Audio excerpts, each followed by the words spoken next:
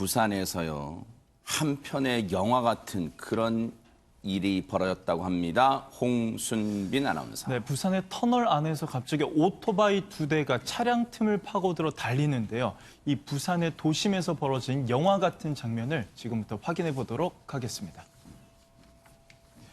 네, 오토바이 2대가요. 빠른 속도로 터널 안을 달립니다. 지금 차량 틈 사이로 들어가서요.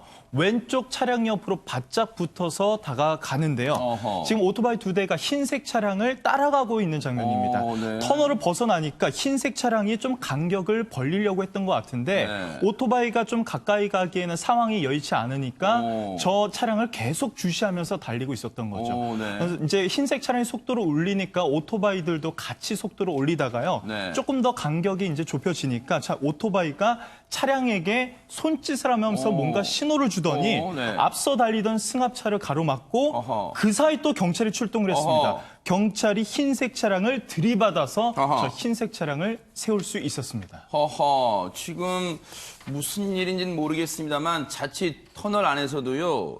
충돌할 뻔했던 아찔한 장면도 연출되면서 보세요. 저렇게 오토바이가 흰색 차량과 스칠 뻔했어요. 그래서 자칫 잘못하면 큰 사고가 날 뻔했는데 대체 오윤성 교수님, 저 오토바이와 저 차량은 무슨 관련이 있길래 저렇게 추격전 비슷한 양상을 보였던 걸까요?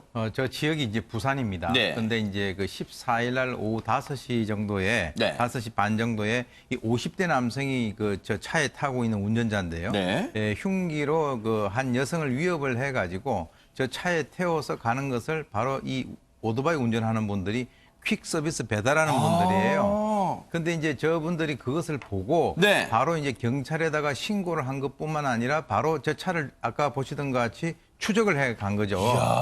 근데 이제 저것이 어떻게 보면 이 경찰학에서 얘기하는 네. 지역사회 경찰 활동에서 커뮤니티 폴리싱이라는 게 있는데 그래요? 이 경찰과 주민이 함께하는 그 지역 치안 그 유지 활동이다라고 하는 그런 측면에서는 아주 그 바람직한 네. 그런 그 현상이라고 봅니다. 정말로 이 두 분이요. 정말 대단한 행동을 하셨어요.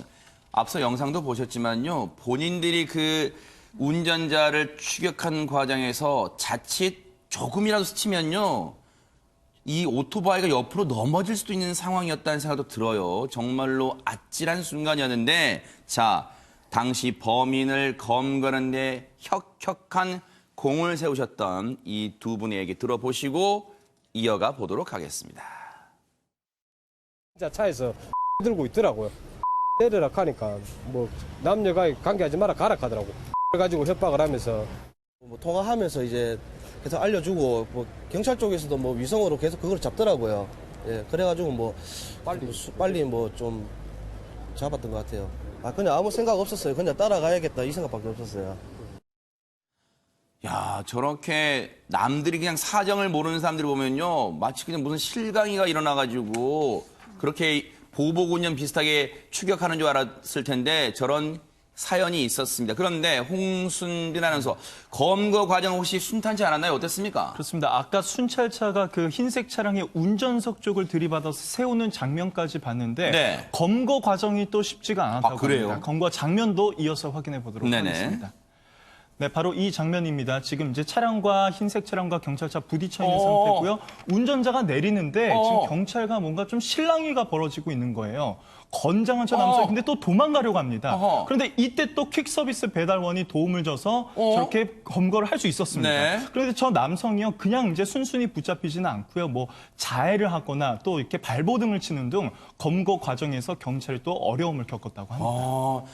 조금 전에 그 검거 때도 극렬 저항했습니다만 저 도로에 인도 쪽에 겨우 앉혀놨는데 보셨어요, 여러분들? 자기 머리를 저 바닥에 내리찢는 자해까지 하면서 나중에 경찰한테 뭐 이 과잉 진압했다 이런 걸 혹시 덮어씌우려고 했는지 모르겠습니다만 그런 행동까지 서슴지 않았습니다.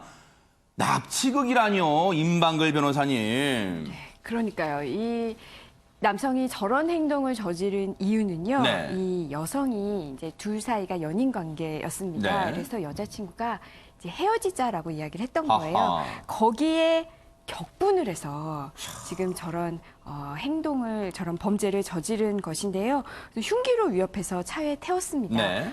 특수 감금에 해당되고요. 저 상황에서 또 피해 여성이 또 다친 것 같아요. 그래서 네. 특수 감금 치상 혐의로 지금 구속영장을 아하. 신청했다고 하는데요. 네. 저 죄가 굉장히 법정형이 중합니다. 사람을 감금해서 다치게 한 경우에는 1년 이상의 징역에 아, 처하도록 그래요? 돼 있거든요. 네. 법정형만 보면 30년까지도 가능한 범죄예요. 아하. 그래서 바로 경찰이 구속영장을 신청한 것으로 보이고요. 여성 굉장히 충격받았겠죠. 그랬을 거예요. 분명히 흉기가 저희도 이제 피해자들 직접 만나보면은 흉기로 위협을 당했던 그 피해자들의 그 이후에 그 충격은 상당합니다. 거기에 그래요? 대한 공포심이 굉장하거든요. 지금 이 경찰 피해자 보호팀에 인계가 돼 있다고 해요. 그러면 이곳에서 뭐 심리 지원도 받을 수가 있습니다. 그래서 어쨌든 피해자에게는 더 큰 어떤 정신적 충격을 받지 않기를 바랍니다. 그러니까요.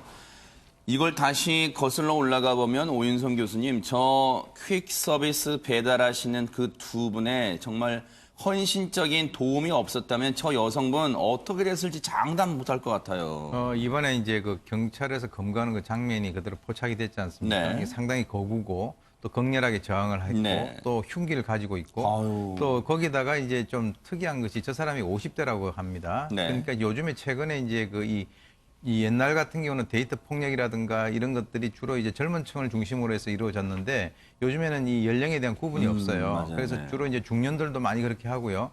그리고 이제 저런 상황에서 아까 이제 좀 특이한 얘기는 옆에서 얘기를 하니까 이 남녀 관계니까 너희들은 간섭하지 말고 가라 이렇게 얘기를 했지 않습니까? 네. 그래서 이미 이제 그 납치를 했고 거기다가 이제 폭행이라든가 추가적으로 아주 극단적인 피해까지도 발생할 수 있는 그런 가능성이 있는 그런 네. 그 정말 그 죄질이 좋지 않은 그런 범죄입니다. 네.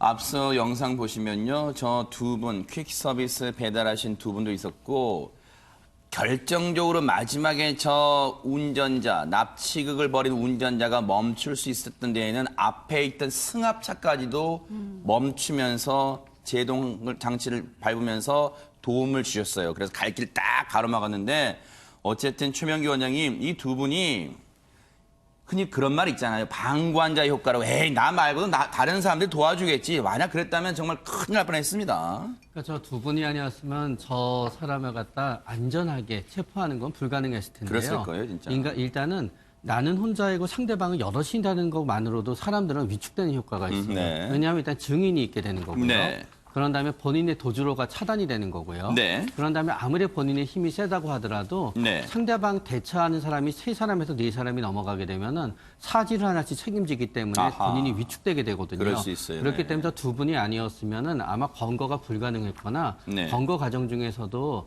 아마 용의자가 자해를 하건 상당히 무리를 해서 시민들도 다칠 수 있었고 또 어쩌면 더 검거하는 경찰관도 크게 다칠 수 있었을 상황이었습니다.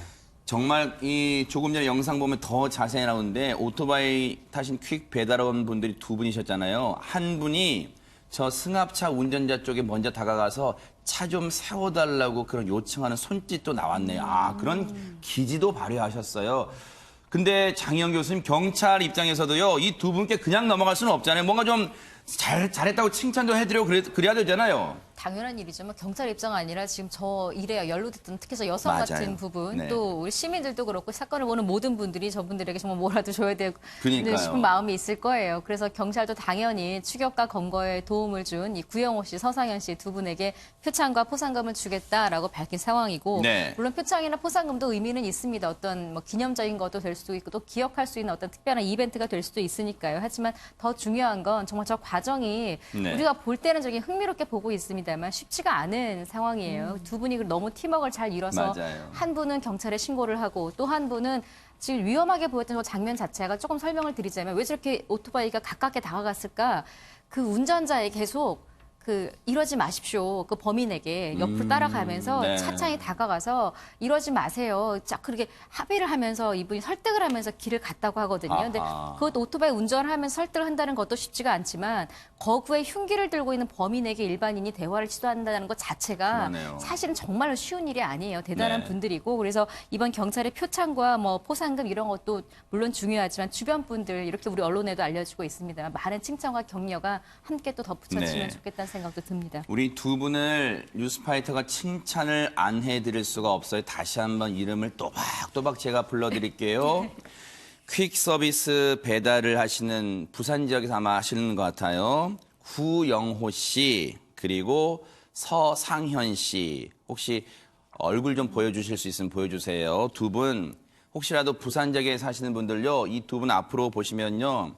구영호 씨가 굳이 따지면 한 살 형이신 것 같아요. 형님 동생 잘 지내시는 두 분 같은데 구영호 씨와 서상현 씨 보시면요. 앞으로 아이고 TV에서 잘 봤어요. 정말 훌륭하고 용감한 일 하셨어요. 앞으로 물건은 꼭 두 분께만 시킬게요. 라고 한번 또 칭찬해 주시면 정말 두 분께도 큰 격려가 될 것 같습니다. 구영호 씨, 서상현 씨, 뉴스파이터가 이 박수를 보내드리도록 하겠습니다. 고맙습니다.